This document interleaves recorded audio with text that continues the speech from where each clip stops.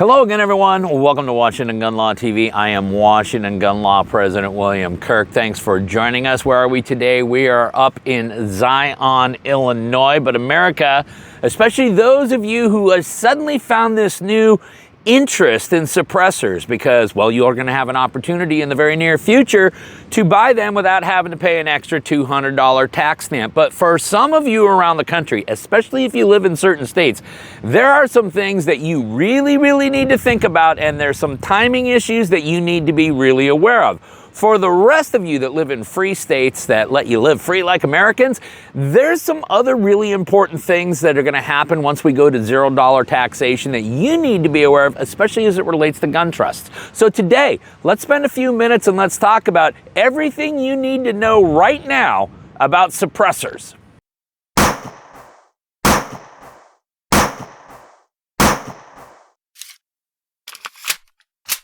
Okay, America, we are up in Zion, Illinois today, and yes, we are standing on the shores of Lake Michigan. Listen, we're going to be talking about the big beautiful bill, the Reconciliation Act, NFA items, suppressors, and other items that are now going to $0 taxation. That break in taxation, where you will have apparently a $0 tax stamp, still be governed by the NFA for the time being. We know there's pending lawsuits. We've talked about them already in this video right here. But as we know, effective January 1st, 2026, taxation on these items goes down to zero. Now, I want to start talking to people in a handful of states. Now, as we know, we have this list of states. We call them the Dirty Dozen right here. And I want you to know that amongst the Dirty Dozen, most of these states have already banned suppressors. And the states that have already banned suppressors include California, Delaware, Hawaii, Illinois, Massachusetts, New Jersey, New York, Rhode Island, and the District of Columbia. So that means that the states remaining on the Dirty Dozen list who have not yet banned suppressors include Colorado, Connecticut, Maryland, Oregon, Washington. So I want you to understand, if you reside in any one of those states and you are finally ready to dip your toes into the NFA items that are now going to $0 taxation, when it comes to suppressors, okay, you may have very limited time in which you can do that tax-free, because I want you to consider two things. Number one, the tax does not go down to zero until January 1st. Number two, most state legislatures go back into session, that's right, sometime usually in the middle to later part of January. Every state's different. You're going to have to look your state up. But I can assure you that one of the top civilian disarmament priority items from a legislative standpoint in any one of these states right here will be a complete and total ban on suppressors. Now, we're going to sit here and say that's unconstitutional, and I'm going to agree with all of that, but then ask all of the folks that are already living in states with magazine bans and assault weapon bans, how's that working out for them right now? So, consider this. If you are going to wait for $0 taxation, translation after the first of the year, that window of time between you being able to do that and then not having a ban passed may be very limited. And let us also remember that during that period of time, there's likely going to be a very high demand and there could be supply chain issues.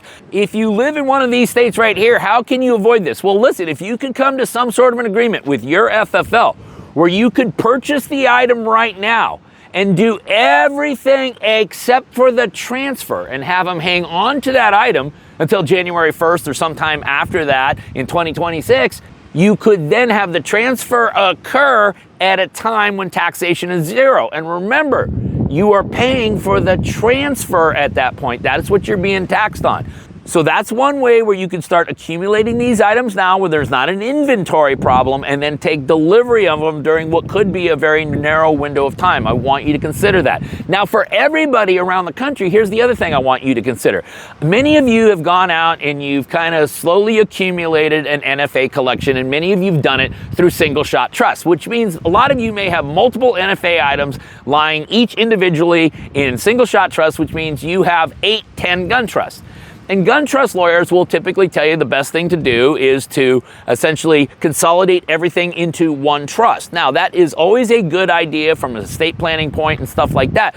But remember, when we're going to pull items out of one trust and then move them over to another trust, we're paying transfer fees to do all of that, which made it was very cost prohibitive to have both an attorney draft you a brand new, really nice gun trust and then do all the transfers. But effective January 1st, all of those transfers are going to be done at no cost to you now, which gives you the opportunity to do a significant gun trust consultation. So I encourage any of you who have NFA items that are not in gun trust or have NFA items that are scattered amongst a bunch of gun trusts, contact a local well-versed gun trust lawyer and start doing some significant estate planning as far as consolidating some of these trusts, because you're going to have a golden opportunity to do that at a much more affordable rate. So, America, that is everything you need to know right now about suppressors. I'm sure it will change, and when it does, we will make sure to let you all know. In the meantime, if you guys got any questions about this or anything else related to what's left of our Second Amendment rights, you guys should know how to get a hold of Washington gun law by now, but if you don't, that's okay. That information's down there in the description box. If you got an idea for a video that we should be doing around here, you click on that link right there and you tell us all about it. If you want to subscribe to the monthly newsletter, that information is down there in the description box. And then finally, and most importantly, let's everyone remember that part of being the lawful and responsible gun owner, like we talk about all the time here, is to know what the law is in every situation and how it applies to you in any instance that you may find yourself. From the shores of Lake Michigan here in Zion, Illinois, thanks for watching and stay safe.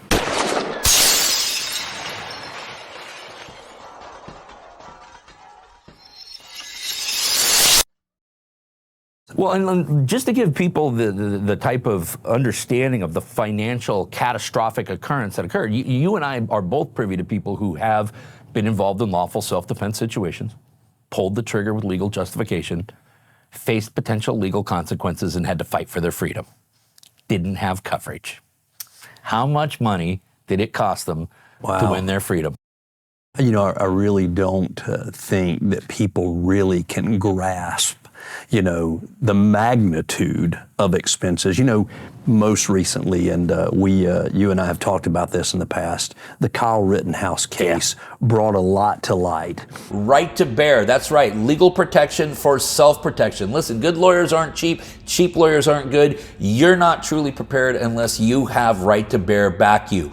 You will always get an attorney-answered hotline, so you will always have a confidential phone call. There are no cap limits for either civil or criminal defense. This covers all forms of self-defense. So from a fist to a firearm, from a fat lip to a dead body, you are covered, and you will have some of the nation's most passionate 2A attorneys in your corner fighting for you. And right now, if you visit my friends at protectwithbear.com and you use the promo code WGL, you will receive 10% off. Listen, you need to protect yourself so that you can protect them. Visit my good friends at protectwithbear.com.